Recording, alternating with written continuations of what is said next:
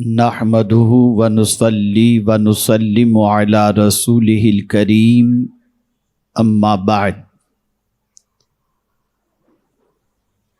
فاعوذ باللہ من الشیطان الرجیم بسم اللہ الرحمن الرحیم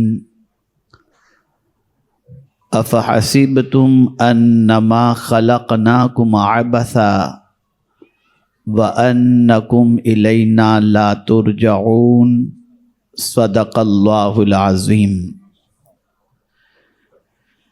قابل قدر علماء ذوی الاحترام، حاضرین و حاضرات و ناظرین سنی اجتماع، السلام علیکم ورحمۃ اللہ وبرکاتہ۔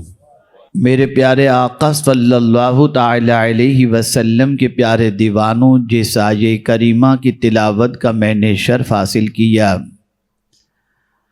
اس سے متعلق کچھ معروضات پیش کرنے سے پیشتر آقا کریم رؤوف الرحیم علیہ التحیۃ والتسلیم کی بارگاہ بے کس پناہ میں جس طریقے سے میں پڑھاؤں، عقیدت و محبت میں ڈوب کر اسی طریقے سے درود و سلام کا نذرانہ پیش کریں۔ الصلاۃ والسلام علیک یا رسول اللہ،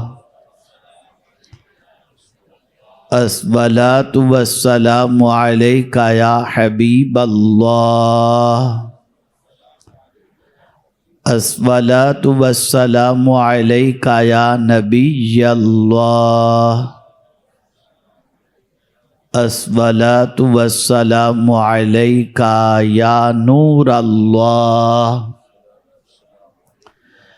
وعلی آلک واصحابک یا حبیب اللہ، صلی اللہ تعالی علیہ وسلم۔ الحمدللہ کافی دیر سے آپ یہاں پر تشریف فرما ہیں اور مجھ سے پیشتر محب گرامی جناب صادق رضوی صاحب سے آپ نے بہت ساری مفید باتیں سماعت فرمائیں۔ میں بھی کچھ معروضات آپ کی سماعتوں کے حوالے کرنے حاضر ہوا ہوں، اس امید پر کہ بے راہ روی کی گزرتی ہوئی زندگی کے اندر آپ کوئی ایسے راستے کے مسافر بن جائیں جو راستہ بھی صحیح ہو اور جس راستے پر چلنے کے بعد منزل مقصود تک پہنچنا بھی آسان ہو جائے۔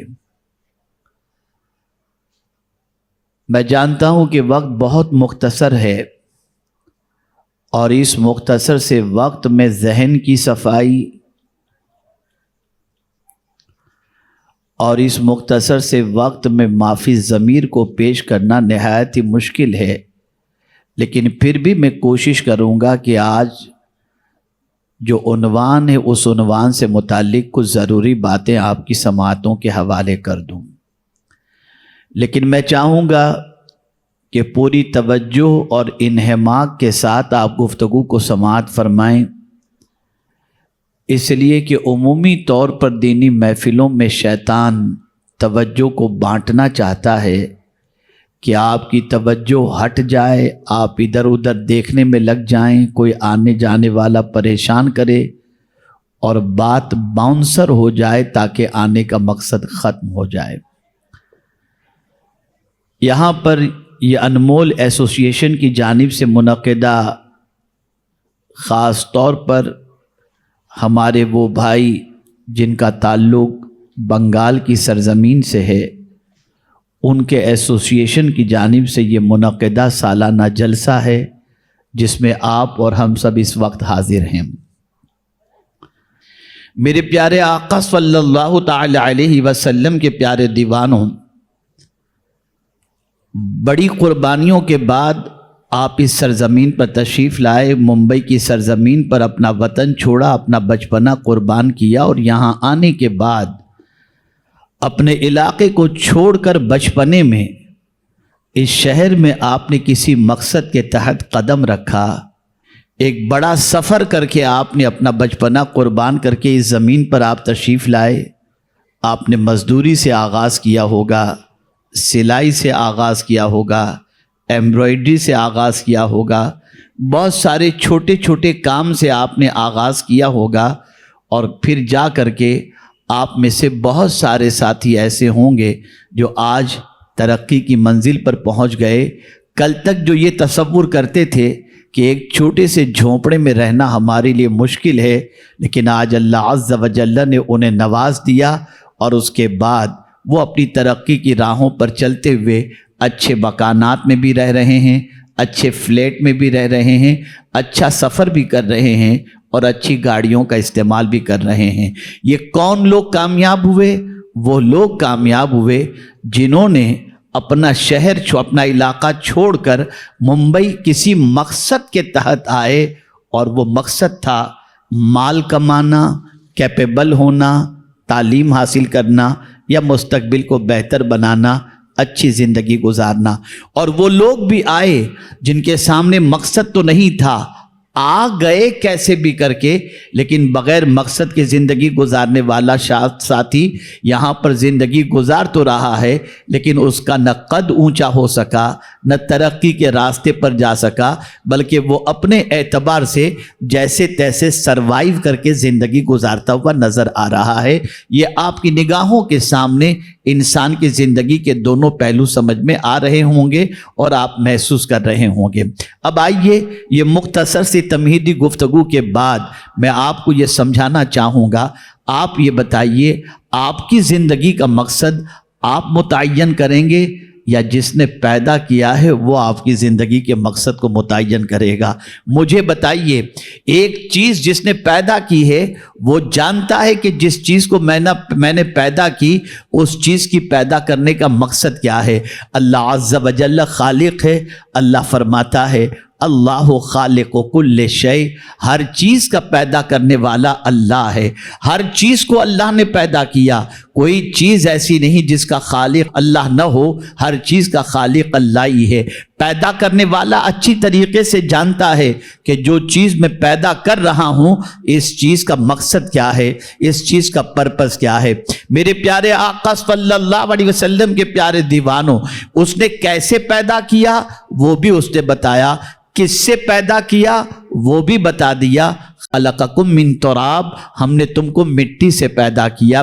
अल्लाह ने ये भी बता दिया कहाँ से पैदा किया, मिट्टी के ज़रिए पैदा किया, माँ बाप के मिलन के बाद पैदा किया, और उसके बाद एक पानी के कतरे के ज़रिए अल्लाह अज़्ज़ व जल्ल ने इंसान की मुसव्विरी फरमाई, और इंसान को परवरदिगार जल्ल जलालहू ने माँ के शिकम के अंदर, माँ की बच्चादानी के अंदर उस बच्चे की पूरी शक्ल बनाई, और परवरदिगार जल्ल जलालहू ने उसकी तख्लीक फरमाई।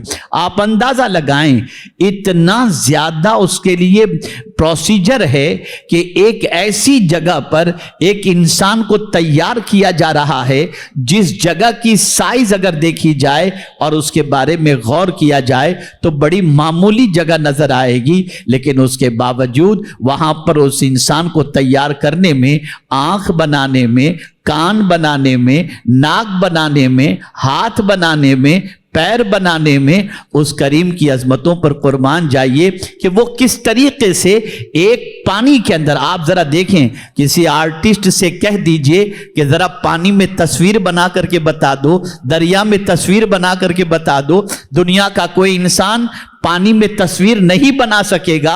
ए मेरे रब, तेरी अजमतों पर कुर्बान कि एक पानी के जरिए पूरा इंसान तैयार कर रहा है। आप अंदाजा तो लगाइए, आंखें भी बन रही हैं, कान भी बन रहा है, दिल भी बन रहा है, वजूद इंसानी तैयार हो रहा है। कौन है ये पैदा करने वाला और ये बनाने वाला? तो कुरान कहता है हुवल्लज़ी युसव्विरुकुम फिल अरहाम, वही है जिसने तुम्हारी माओं के पेट के अंदर, रहम के अंदर तुम्हारी तस्वीर कशी फरमाई। कौन है वो? अल्लाह है। अब मैं आपको पूछना चाहता हूं, हर चीज का खालिक अल्लाह है। जमीन का खालिक भी अल्लाह है, जमीन के अंदर मौजूद खजाने का खालिक भी अल्लाह है, आसमान का खालिक भी अल्लाह है, चरिंदो परिंद का खालिक خالق بھی اللہ ہے. کوئی شے ایسی نہیں جس کا خالق اللہ نہ ہو. لیکن دنیا کے کسی انسان کو کسی چیز کے بنانے کے لیے بہت ساری چیزوں کی ضرورت ہوتی ہے. ایک گھر بنانا ہے تو گھر بنانے کے لیے مزدور کی ضرورت ہوتی ہے, پلمبر کی ضرورت ہوتی ہے, الیکٹریشین کی ضرورت ہوتی ہے, کڑیے کی ضرورت ہوتی ہے, بہت سارے لوگوں کی ضرورت ہوتی ہے. اور اس ضرورت کے بعد ایک مکان تیار ہوتا ہے, ایک بلڈنگ تیار ہوتی ہے. سب کی مدد کے بعد وہ چیز تیار ہوتی ہے. تنہا کوئی انسان یہ ساری چیزوں کو نہیں بنا سکتا. بہت سارے انسانوں کے ذریعے ایک مکان تیار ہوتا ہے, ایک عمارت تیار ہوتی ہے. لیکن میں پوچھنا چاہتا ہوں, اللہ نے آسمان بنائے, 7 آسمان بنائے. ذرا اللہ سے پوچھو مولا تو نے اکیلے نے بنایا یا کوئی اور بھی تھا؟ تو رب ارشاد فرمائے گا مجھے بنانے میں کسی کے احتیاج کی ضرورت نہیں ہوتی. میری شان تو یہ ہے کہ نہ میں مٹیریل کا محتاج ہوں نہ کسی اور کا محتاج ہوں. میں تو کہہ دوں کن ہو جا تو وہ چیز وجود میں آ جایا کرتی ہے. اے رسول اعظم صلی اللہ علیہ وسلم کے دیوانوں, اللہ ہی خالق ہے. کتنا عظیم آسمان بنایا اور بنا کر کے کہتا ہے فرجع البصر, ذرا تو اپنی نگاہ کو آسمان کی طرف اٹھا کر دیکھ اور بتا ہل تری من فطور, کیا اس کے اندر تجھے کوئی کمی نظر آتی ہے؟ ارے ایک بار نہیں, ثم ارجع البصر, بار بار تو نگاہ اٹھا کر کے دیکھ, میرے بنائے ہوئے آسمان میں تجھے کوئی کمی نظر نہیں آئے گی. پھر آپ دیکھیں ایک چھت بنانی ہوتی ہے, پیلر کی ضرورت ہے. کوئی ایسی چھت بتا دو جس چھت کے لیے کوئی پیلر نہ ہو. اور چھت بنتی ہے تو بننے کے بعد اس چھت کی عمر ہوتی ہے. 50 سال کے بعد چھت گلنے لگ جاتی ہے, پلاسٹر نکلنے لگ جاتا ہے, چھت گرنی شروع ہو جاتی ہے. اے میرے مالک تو کتنا عظیم ہے کہ تو نے جب سے آسمان بنایا ہے تب سے وہ گرا نہیں اور کوئی پیلر بھی نظر نہیں آ رہا اور آسمان ہمارے سر پر سائبان کیے ہوئے ہے. آپ ذرا سوچو, میں اگر تخلیق خدا کے حوالے سے مختلف چیزوں کا ذکر کرنے لگوں تو گھنٹوں اس میں گزر جائیں گے ایک ایک چیز کے بارے میں. لیکن تھوڑا سا یہ چاہوں گا کہ کسی چیز کے بنانے کے اندر اللہ کسی کا محتاج نہیں, بلکہ قرآن کہتا ہے اذا اراد شیئا ان یقول له کن فیکون. اللہ جب کسی چیز کا ارادہ فرماتا ہے تو کہتا ہے کن, ہو جا, وہ چیز ہو جاتی ہے. اللہ کسی چیز کے بنانے میں کسی کا محتاج نہیں. لیکن میرے پیارے آقا صلی اللہ علیہ وسلم کے پیارے دیوانوں, ہم جب نکلتے ہیں گارڈن کی طرف جاتے ہیں, خوبصورت شہروں کی طرف جاتے ہیں, تو جانے کے بعد اسے دیکھ کر کہتے ہیں یہ کتنا خوبصورت ہے. میں ابھی آج صبح کی بات میں آپ کو بتاؤں, میں فلائٹ سے آ رہا تھا, کل کی بات بتاؤں, کل میں فلائٹ سے آ رہا تھا تو ایک ٹائم پر مغرب کے قریب میری فلائٹ تھی.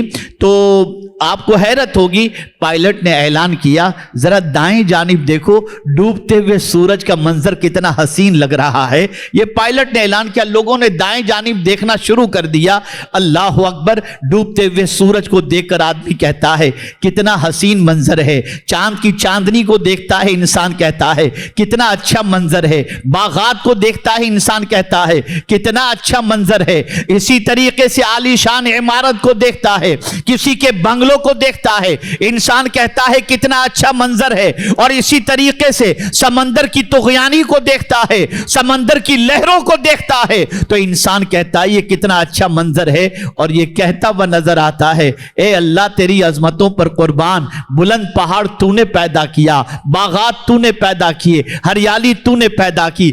اب میں میرے کریم سے پوچھتا ہوں مولا اتنی ساری چیزیں حسین ہیں, سب کی طرف اٹریکشن ہوتا ہے, ذرا تو بتا تو نے سب سے اچھا کس کو پیدا کیا ہے, سب سے خوبصورت کس کو پیدا کیا؟ تو میرا کریم جواب دیتا ہے لقد خلقنا الانسان فی احسن تقویم, میں نے بہترین تخلیق کے اعتبار سے اگر کوئی چیز پیدا کی ہے تو میرے بندوں کو میں نے پیدا کیا, انسان کو پیدا کیا. انسان سے حسین کسی اور کو پیدا نہیں کیا گیا. اللہ اکبر. میرے پیارے آقا صلی اللہ علیہ وسلم کے پیارے دیوان दीवानों, हम कुरान से पूछते हैं, कुरान तू बता किसके सर पर तूने करामत का ताज रखा? तो कुरान जवाब में कहता है वलक़द कर्रमना बनी आदम, हमने इंसानों के सर पर करामत का ताज रखा। मैं आपसे पूछना चाहता हूं, ए रसूल आजम सल्लल्लाहु अलैहि वसल्लम के दीवानों, ये सारी चीजों को जब आप समझ चुके, हर चीज का खालिक अल्लाह, जमीन अच्छी लगती है, आसमान अच्छा लगता है, दरख्त अच्छे लगते हैं, बागात अच्छे लगते हैं, लेकिन इन सब चीजों से बेहतर और हसीन अल्लाह ने अगर किसी को पैदा किया तो वो इंसान है। अब मैं आपसे पूछता हूं, ए रसूल आजम सल्लल्लाहु अलैहि वसल्लम के दीवानों, सब चीज को अल्लाह ने पैदा फरमाया, अब हर चीज का मकसद क्या है? हर चीज को पैदा करने का मकसद क्या है? वो भी हम कुरान से पूछ लें। ए अल्लाह, जब सारी चीजों का खालिक तू ही है और तूने कहा अल्लाह खालिको कुल्ले शय, हर चीज का खालिक अल्लाह ही है, तो मौला जरा ये तो बता हर चीज के पैदा करने का मकसद क्या है? तो कुरान कहता है वइम मिन शैइन इल्ला युसब्बिहु बिहम्दिही, हर चीज मेरी तस्बीह करती है और मेरी हम्द को बजा लाती है। अल्लाह अकबर। हर चीज जो सबसे ज्यादा इंसानों से खूबसूरत नहीं, लेकिन हर चीज अल्लाह की तस्बीह कर रही है। यहां तक फरमाया गया दरवाजा बंद करते वक्त जो दरवाजे की चरचराहट की आवाज आती है, यह चरचराहट की आवाज नहीं, यह अल्लाह की तस्बीह की आवाज है जो इंसान सुना करता है। बर्तन के बजने की आवाज यह अल्लाह की तस्बीह की आवाज है। ए रसूल आजम सल्लल्लाहु अलैहि वसल्लम के दीवानों, अब आइए मैं आपको बताऊं, जो चीज आप बनाएंगे मकसद आप मुतय्यन करेंगे, ये नहीं बनाने वाला कोई और हो, मकसद बताने वाला कोई और हो। जो चीज का पैदा करने वाला होता है वही मकसद बयान करता है। एप्पल का फोन जिसने बयान किया बनाया, वो बताएगा कि इसका मकसद क्या है, ये इसके अंदर ऐप रखो, डाउनलोड करो, इसका मकसद क्या है, ये फंक्शन का मकसद क्या है, वही तो बताएगा। अब मैं आपसे पूछना चाहता हूं, ए रसूल आजम सल्लल्लाहु अलैहि वसल्लम के दीवानों, तुम हर चीज के मकसद के बारे में जानते हो और हर चीज के मकसद के मुताबिक हर चीज का इस्तेमाल करते हो। कभी अपनी जिंदगी के बारे में भी सोचा कि अल्लाह ने हमें क्यों पैदा किया? कभी सोचा आपने क्या माल कमाने पैदा किया? क्या अय्याशी पैदा करने के लिए? क्या गुनाहों के अंदर डूब जाने के लिए? क्या अल्लाह और उसके रसूल की नाफरमानी के लिए? क्या जिंदगी को अय्याशियों के अंदर गुजारने के लिए? क्या ज़िना के अड्डों को आबाद करने के लिए? नहीं, जिसने पैदा किया उसने मकसद बता दिया। अब यहां मैं आपको बताऊं जिंदगी किसकी किस तरीके से गुजरती है। हर एक की जिंदगी के मुख्तलिफ मकासद हैं। मुनकिरीन की जिंदगी का मकसद अलग, मुनाफिक की जिंदगी का मकसद अलग, और मोमिन की जिंदगी का मकसद अलग। सबकी जिंदगी के अलग अलग मकसद हैं। आज हमारी जिंदगी का अगर हम जायजा लें तो हमने अपनी जिंदगी का मकसद क्या बना लिया? खाओ पियो मौज करो, बस। यह मोमिन की जिंदगी का मकसद नहीं हो सकता। मोमिन सिर्फ खा पी कर मौज मस्ती करने के लिए नहीं आया।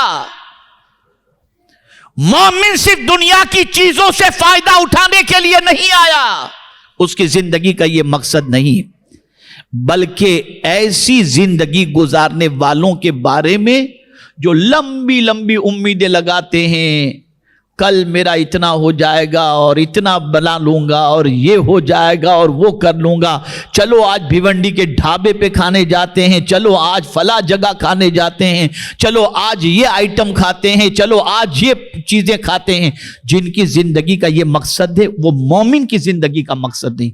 और जो ऐसी जिंदगी में हैं उनके बारे में अल्लाह क्या फरमाता है जानते हैं? हुजूर से फरमाया अल्लाह ने, ज़रहुम याकुलू वयतमत्तउ वयुल्हिहिमुल अमल फसौफ यअलमून। महबूब उनको छोड़ दो, छोड़ दो उनको। अल्लाह अपने महबूब सल्लल्लाहु अलैहि वसल्लम से फरमाता है उन लोगों को छोड़ दो जिनकी जिंदगी का क्या मकसद है? खाओ, लुत्फ उठाओ, मजे करो,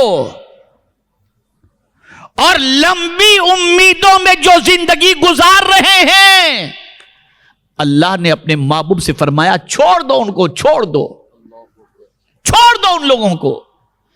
چند جگہوں پر قرآن نے چھوڑنے کے بارے میں فرمایا کہ چھوڑ دو، اور مجھے حیرت ہوتی ہے ڈاکٹر اگر کسی چیز کو چھوڑنے کے لیے کہہ دے ہم چھوڑ دیتے ہیں، لیکن اللہ چھوڑنے کے لیے کہے تو ہم چھوڑنے کے لیے تیار نہیں۔ اللہ فرماتا ہے وَذَرُوا ظَاهِرَ الْإِثْمِ وَبَاطِنَهُ، ظاہری گناہ بھی چھوڑ دو اور باطنی گناہ بھی چھوڑ دو، کھل کر گناہ بھی چھوڑ دو، چھپ کر کے گناہ کرنا بھی چھوڑ دو۔ چھوڑ رہے ہو؟ نہیں۔ گئے ڈاکٹر کے پاس، ڈاکٹر صاحب بہت پیٹ میں درد ہوتا ہے، یہ کھانا چھوڑ دو۔ جی ڈاکٹر صاحب، آئے کھانا چھوڑ دیا۔ آپ کو شوگر ہو گئی ہے، میٹھا کھانا چھوڑ دو۔ کوئی لائے گا تو پہلے پوچھیں گے بھئی شکر ہے اس میں؟ شکر ہے؟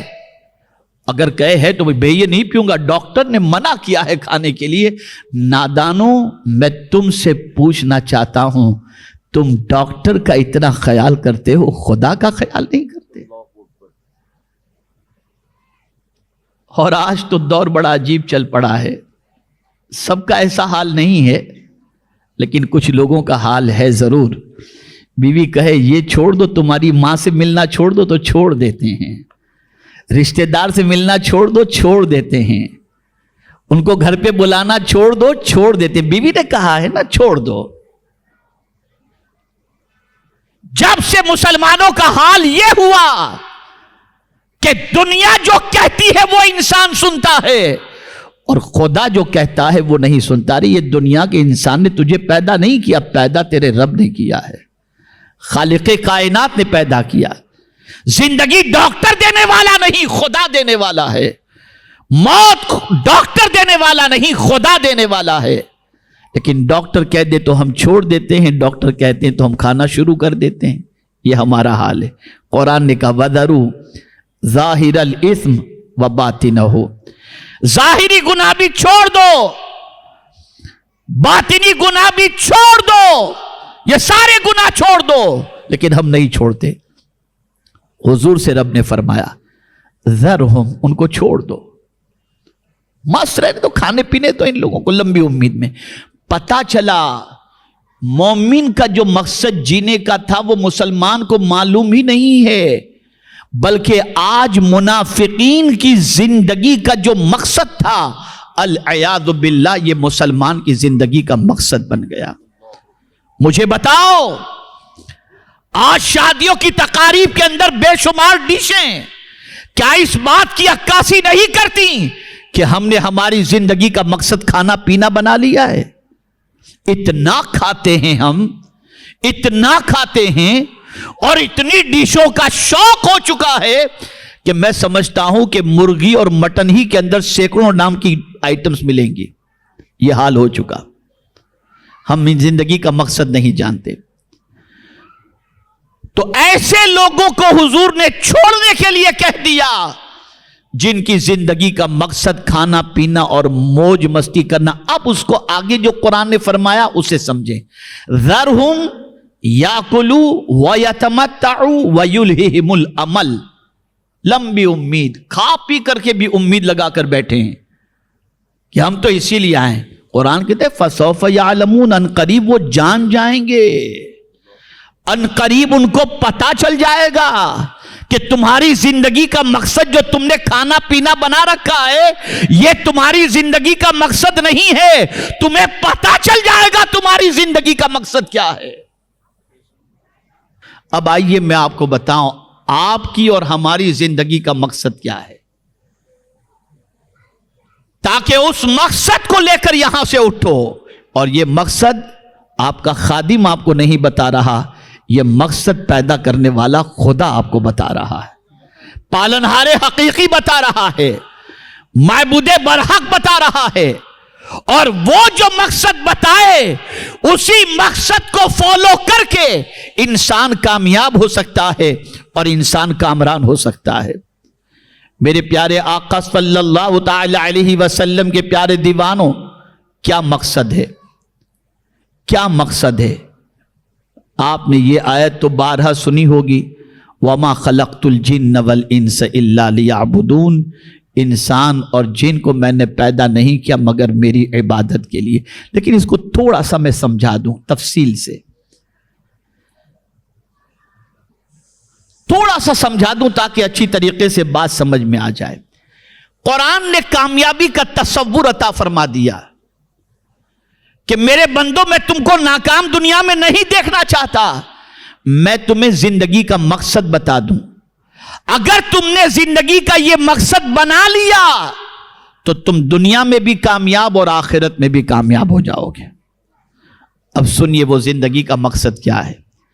या अय्युहल्लदीना आमनू, ए ईमान वालो, उरकुऊ, रुकू करो, वस्जुदू, और सजदा करो, वअबुदू रब्बकुम, और तुम्हारे रब की इबादत करो, वफ़अलुल खैर, और भलाई के काम करो, लअल्लकुम तुफ्लिहून, ताकि तुम कामयाबी से हमकिनार किए जाओ। ये मकसद बता दिया गया। हुकूकुल्लाह की बात भी आ गई, हुकूकुल इबाद की बात भी आ गई।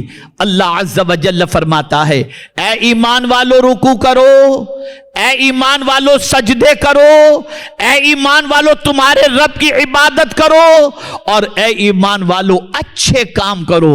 अगर तुमने अपनी जिंदगी का ये मकसद बना लिया तो सुन लो, कोई तुम्हें नाकाम करने की कोशिश करेगा, लेकिन तुमने ये जिंदगी बना ली तो मैं तुमको कामयाब कर दूंगा। क्या हमारी जिंदगी का यह मकसद है? क्या हमने अपनी जिंदगी का यह मकसद बनाया?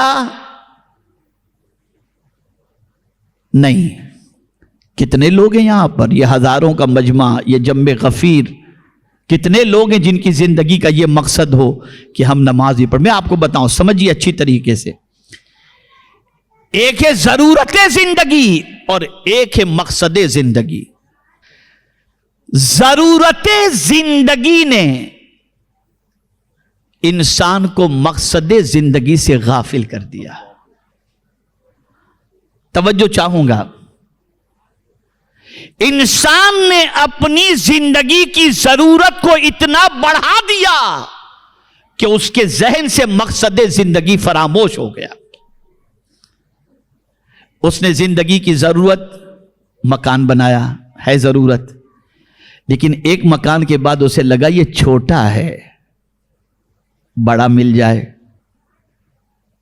बड़ा ले लिया, और बड़ा मिल जाए, और बड़ा ले लिया, अच्छे इलाके में मिल जाए, अच्छे इलाके में ले लिया, एक अच्छी दुकान हो जाए। जरूरत जिंदगी बढ़ती चली गई, शौक बढ़ता चला गया।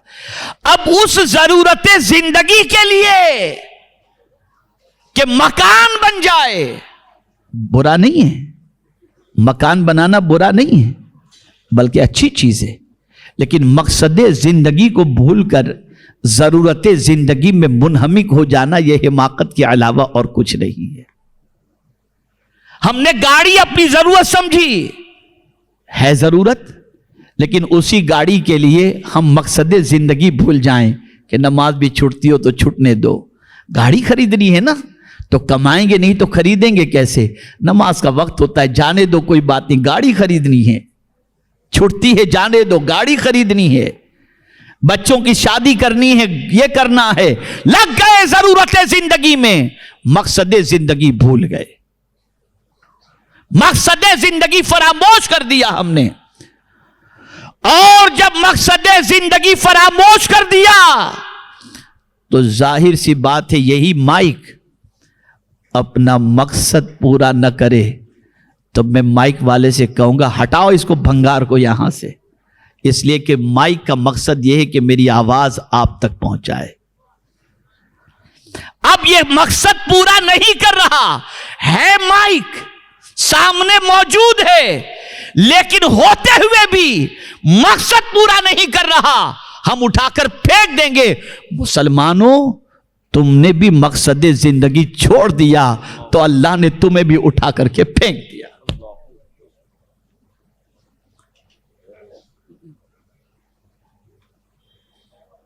مقصد زندگی کیا ہے؟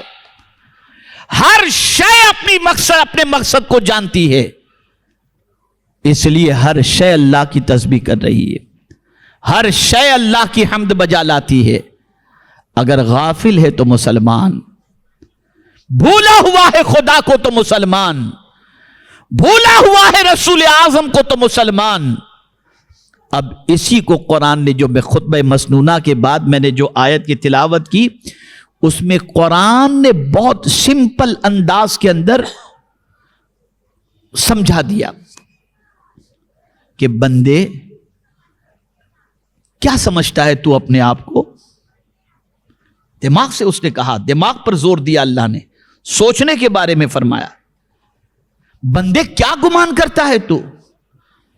میں نے ساری چیزیں پیدا کی، لیکن تیرے سے بہتر کسی کو پیدا نہیں کیا، اسی لیے انسان کو اشرف المخلوقات کہا جاتا ہے۔ اور پھر سنی اور وہ بھی غلام رسول، اس کا مقام تو کیا کہنا کہ اللہ نے ان کو حضور کا امتی بھی بنایا اور حضور کا عاشق بھی بنا دیا۔ بہت بڑا مرتبہ، بہت اونچا مرتبہ، سب سے افضل انسان کو بنایا۔ لیکن میں آپ کو یہاں پر بتاؤں اللہ کیا فرماتا ہے، ذرا اپنی زندگی پر غور کیجئے گا۔ میں چاہتا ہوں کہ آج کچھ سوچ لے کر کے جائیں۔ اللہ نے انسان کو اپنے ذہن کو زور دینے کے لیے فرمایا افحسبتم، کیا تو گمان کرتا ہے انما خلقناکم عبثا، کہ میں نے تم کو بیکار پیدا کیا؟ پیدا کرنے والا بندوں سے کہہ رہا ہے کہ اے انسان، کیا میں نے تجھے بیکار پیدا کیا ہے؟ اور آج اگر ہم دیکھیں تو سب سے زیادہ بیکار اور لغو کاموں کے اندر اگر کوئی آپ کو مصروف نظر آئے گا تو مسلمان ہی نظر آئے گا۔ سارے فالتو کے کام مسلمان کرتا ہے، سارے فالتو کے کام۔ رات کو 3 بجے تک گیم کھیلتا ہوا بائک کے اوپر، گلی میں، کوچوں میں، گھر میں، ادھر ادھر بس لگا ہوا ہے۔ جتنے بھی بیکار کام ہیں ان سارے کاموں کے اندر مسلمان گرفتار نظر آتا ہے۔ قرآن کہتا ہے کیا تم نے یہ گمان کر لیا ہے کہ ہم نے تم کو بیکار پیدا کیا؟ اور پھر جب اس نے فرمایا، جو آگے اس نے فرمایا ہے، اگر وہی ذہن کے اندر انسان کے بیٹھ جائے تو انسان کی سوچ بدل جائے۔ فرمایا وَأَنَّكُمْ إِلَيْنَا لَا تُرْجَعُونَ، کیا تم کو پلٹ کر میرے پاس نہیں آنا؟ اے بیکار کے کام کرنے والوں، اے فالتو کاموں میں زندگی گزارنے والوں، کیا تم پرماننٹ دنیا میں رہنے کے لیے ہو؟ پلٹ کر ہماری طرف نہیں آؤ گے؟ اور جب آؤ گے نا تو اب سنیے اس کے بعد کا معاملہ قرآن کیا کہتا ہے۔ کل نفس ذائقۃ الموت وانما توفون اجورکم یوم القیامہ، ہم قیامت کے دن تمہارے کام کا پورا بدلہ تمہیں عطا کریں گے۔ اگر تم نے اچھے کام کیے تو قیامت میں اس کا بدلہ اچھا ہوگا، اور اگر تم نے بیکار میں اپنی زندگی گزار دی تو اس کا انجام دوسرا ہوگا۔ لیکن میں ترتیب آیت سے میری عقل دنگ رہ جاتی ہے کہ وہاں پر رب قدیر جل جلالہ نے اس کے بعد جو فرمایا نا، اس سے انسان کو تھوڑا سا سمجھ لینا چاہیے۔ اللہ نے فرمایا وَإِنَّمَا تُوَفَّوْنَ أُجُورَكُمْ يَوْمَ الْقِيَامَةِ فَمَنْ زُحْزِحَ عَنِ النَّارِ، پہلے جنت کی بات نہیں، پہلے جہنم کی بات کی۔ اس لیے کہ بیکار کے کاموں کی وجہ سے انسان جہنم میں جائے گا۔ آپ کو میں ایک بات بتا دوں، پانی کا استعمال وضو میں بھی، آپ وضو کرتے ہیں نا، وضو میں بھی اگر پانی کا استعمال ضرورت سے زیادہ آپ نے کیا، قیامت میں اللہ اس کا بھی سوال پوچھے گا اور اس کا بھی حساب دینا پڑے گا۔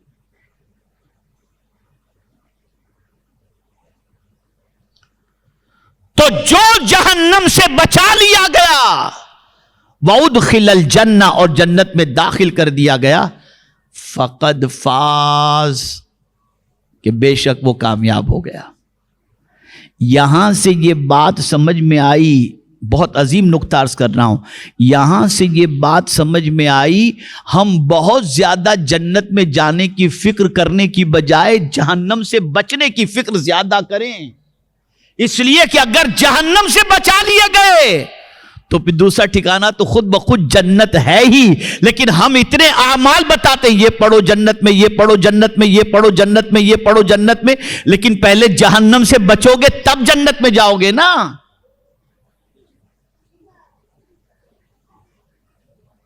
تو کام تو سارے معاذ اللہ ثم معاذ اللہ، بہت سارے لوگ وہ کر رہے ہیں جو جہنم میں جانے والے ہیں،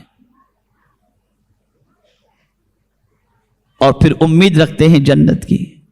اب یہاں جب آپ کی سمجھ میں اتنی بات آ گئی کہ اللہ ہم سے پوچھ رہا ہے کہ کیا بندے میں نے تم کو بیکار پیدا کیا، تو ہماری سمجھ میں بات آ گئی کہ اب ہم کو بیکار کاموں میں اپنی زندگی نہیں گزارنا. اب میں بیکار کام تھوڑے سے آپ کے لیول کے اعتبار سے بتا دوں. یہ گیم کھیلنا، یہ ادھر ادھر کی باتوں میں ٹائم پاس کرنا، یہ دوست احباب کے ساتھ مل کر کے گپ شپ کرنا، یہ سارا بیکار کا. یہ کیرم کھیلنا، یہ جوا کھیلنا، یہ شراب پینا، یہ ساری مستی مذاق کرنا، اور یہاں تک کہ فضول بات کرنا، یہ ساری چیزیں بیکار کی ہیں، بیکار ہے.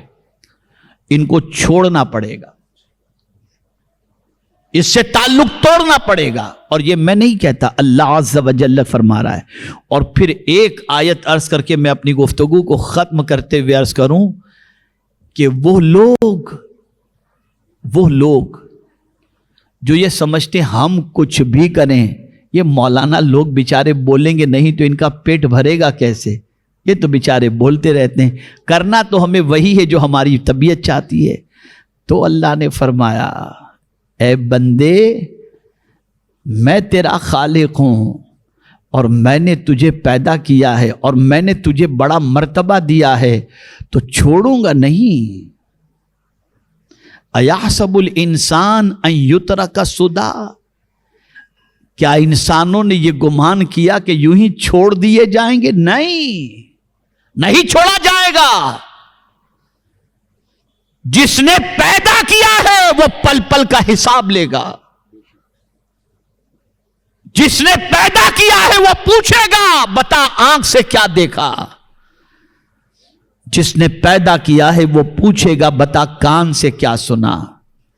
جس نے پیدا کیا ہے وہ پوچھے گا دل میں کس کی محبت تیرے موجود تھی. یہ سب سوال ہوگا. تو اے رسول اعظم صلی اللہ علیہ وسلم کے دیوانوں، زندگی کا مقصد بھی قرآن نے متعین کر دیا، لیکن ہمارا حال یہ ہے کہ ضرورت زندگی کی تکمیل میں اتنے مصروف ہو گئے کہ مقصد زندگی ہمارے ذہن سے غائب ہو گیا. مقصد زندگی قربان کر رہے ہیں. میں اس کو تھوڑا سا اور قریب کر کے آپ کو سمجھاؤں گا تو انشاءاللہ العظیم بات اچھی طریقے سے آپ کی سمجھ میں آ جائے گی. ایک ہے ضرورت اور ایک ہے مقصد. ایک ہے ضرورت اور ایک ہے مقصد. ہم نے مقصد کو قربان کر دیا ضرورت پر. مقصد کو قربان کر دیا ضرورت پر. توجہ چاہوں گا، شاید کہ یہ بات دل میں اتر جائے.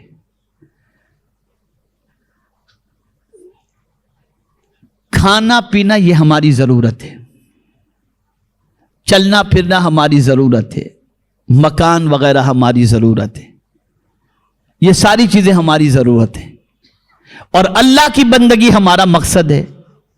لیکن ہمارا حال یہ ہے کہ ہم اللہ کی بندگی، اس وقت اللہ کی بندگی کو ہم نے ضرورت بنا دیا اور یہ ساری چیزوں کو مقصد، کھانا پینا پہننا اوڑھنا گھومنا پھرنا، اس کو ہم نے مقصد بنا لیا اور عبادت کو ہم نے ضرورت بنا لیا. یاد رکھیں یہ کھانا پینا بھی کیوں ہے؟ تو قرآن کہتا ہے کلوا من الطیبات واعملوا صالحا. یہ انبیاء سے رب نے فرمایا کھاؤ پیو پاکیزہ چیزوں میں سے کھاؤ اور نیک عمل کرو. تو کھانا مقصد نہیں ہے، مقصد اللہ کی بندگی ہے. اور حضور فرماتے ہیں کہ چند لقمے ہی کافی ہیں انسان کی کمر کے سیدھی ہونے کے لیے. یعنی اگر بندے کو کھانا پینا ہے تو اس لیے کھائے پیے تاکہ اللہ کی بندگی وہ کر سکے. کھانا پینا اس کی زندگی کا مقصد نہ ہو، بندگی اس کا مقصد ہو. لیکن ہمارا حال کیا ہے؟ کھانا پینا ہمارا مقصد ہو گیا، ہم اسی میں زندگی گزار رہے ہیں. بلکہ معذرت کے ساتھ اللہ کی بندگی ضرورت بن گئی اور دنیا کی چیزیں مقصد بن گئی. اب تو نماز بھی اس وقت پڑھتے ہیں جب ہمیں اللہ عز و جل سے کسی چیز کی ضرورت ہوتی ہے. نماز ضرورت بن گئی، کھانا پینا مقصد بن گیا. میرے پیارے آقا صلی اللہ علیہ وسلم کے پیارے دیوانوں، بزرگان دین کے آستانے پر جاتے ہیں، ان کا آستانہ بھی ہماری ضرورت بن گیا. ضرورت سے مراد کیا ہے؟ کہ ہم اس لیے جاتے ہیں کہ وہاں جانے کے بعد ہماری یہ منت پوری ہو جائے، یہ مراد پوری ہو جائے. اس لیے ان کی بارگاہ میں جاتے ہیں. اس لیے نہیں جاتے کہ ان کی بارگاہ میں جا کر ان سے عرض کریں کہ جو اللہ اور اس کے رسول کی محبت کی شربت آپ نے پی لی تھی، ہمیں بھی کچھ قطرے عطا کر دے تاکہ ہم بھی اللہ کی بندگی میں لگ جائیں. یہ مقصد نہیں رہا. بہت سارے تو حج بھی اس لیے کرتے ہیں کہ مالدار بن جائیں. اب ضرورت جو ہے وہ مقصد بن گیا اور مقصد ہماری ضرورت بن گیا. جب یہ کیفیت ہو جائے تو پھر انسان کی پوزیشن یہ ہوتی ہے کہ انسان ایک زندہ لاش کی طرح بن جاتا ہے. اور حضور سے بس یہ آخری ایک آیت عرض کر کے گفتگو ختم کرتا ہوں. میں پوچھوں میرے آقا صلی اللہ علیہ وسلم سے، یا رسول اللہ صلی اللہ تعالی علیہ وسلم، ذرا اپنی زندگی کا مقصد بھی آپ بتا دیجئے تاکہ ہمیں سمجھ میں آ سکے. تو قرآن کہتا ہے کہ میرے محبوب ذرا تم بتا دو. تو قرآن کہتا ہے قل ان صلاتی و نسکی و محیای و مماتی للہ رب العالمین، کہ بے شک میری نماز، میری قربانی، میرا جینا، میرا مرنا، یہ سب کچھ اللہ رب العالمین کے لیے ہے. جیو بھی اللہ کے لیے، مرو بھی اللہ کے لیے، نماز بھی پڑھو اللہ کے لیے، قربانی بھی دو اللہ کے لیے.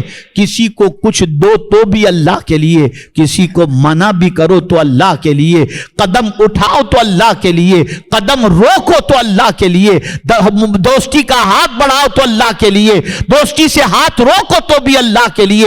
تمہارا ہر کام ہو تمہارے پیدا کرنے والے اللہ کے لیے. اگر یہ زندگی بن گئی تو کامیابی سے دنیا کی کوئی طاقت تمہیں نہیں روک سکتی. اب آج کے اس عظیم الشان روح پرور سنی اجتماع میں آپ سے یہ پوچھنا چاہوں گا کہ آپ مجھے بتاؤ، کیا آج کے بعد اپنے مقصد زندگی کو بھولو گے؟ آپ آج کے بعد اپنے مقصد زندگی کو فراموش کر جاؤ گے؟ اگر نہیں تو اپنی زندگی کا مقصد کو سمجھو. خدا کی قسم ہم بہت افضل و اعلیٰ ہیں، بہت بلند و بالا مقام اللہ نے ہمیں عطا فرمایا کہ اس نے ہمیں انسان پیدا فرمایا. پھر انسان کے ساتھ ساتھ اللہ عز و جل نے مسلمان پیدا فرمایا. پھر مزید احسان یہ کیا کہ اپنے آخری نبی کی امت میں پیدا فرما دیا. اتنے احسانات اللہ نے ہم پر کیے ہیں، لیکن ہم کتنے نکمے ہیں اور کتنے ان پڑھ و گنوار ہیں کہ ہم اپنے مقصد کو خود نہیں سمجھ پائے اور اپنی زندگی کے مقصد کو فراموش کر کے ہم دنیا کے اندر اپنی زندگی کو ایک جانور کی طرح گزارتے نظر آتے ہیں، جس کی وجہ سے معاشرے میں ہمارا کوئی مقام نہیں، کوئی مرتبہ نہیں. تو آج کے اس روح پرور سنی اجتماع میں آپ کو یہی پیغام دینا چاہوں گا، میرے پیارے آقا صلی اللہ علیہ وسلم کے پیارے دیوانوں، اپنی سوچ بدلو، اپنی فکر بدلو، اپنے خیالات بدلو اور مقصد زندگی کو متعین کرو. اور مقصد زندگی یہ ہے کہ رکوع بھی کرو، سجدہ بھی کرو، اللہ کی بندگی بھی کرو اور اچھے کام کرو. برے کام کرنا یہ مقصد نہیں ہے، اچھے کام کرنا ہمارا مقصد ہے.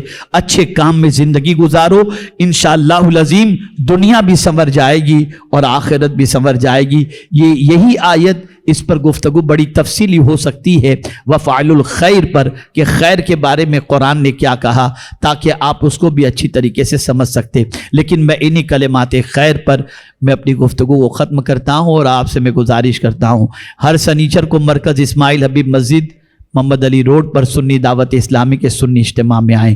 اپنی چال بدلو، اپنی عادت بدلو، اپنے طریقے زندگی کو بدلو، تاکہ تمہاری زندگی کو دیکھ کر اللہ عز و جل بھی راضی ہو جائے اور اس کے رسول صلی اللہ علیہ وسلم بھی راضی ہو جائیں۔